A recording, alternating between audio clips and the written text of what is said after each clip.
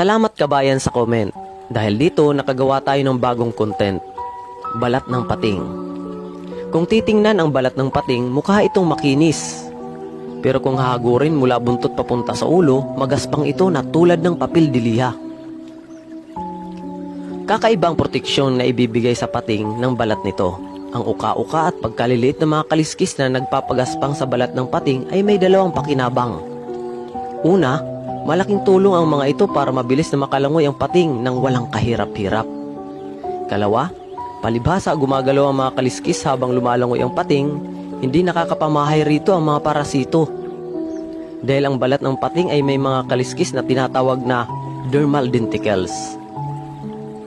Para itong mga ngipin ng mamal na nababalutan ng enamel. Napakakinis nito na may maliliit na uka. Kung hindi ganito ang disenyo ng balat nito, pamamahayan ito ng napakaraming organismo.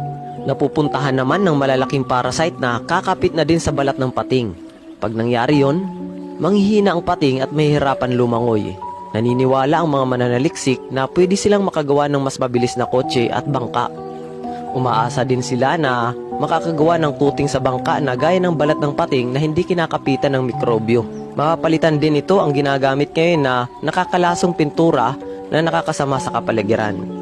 Para sa next content, comment down below.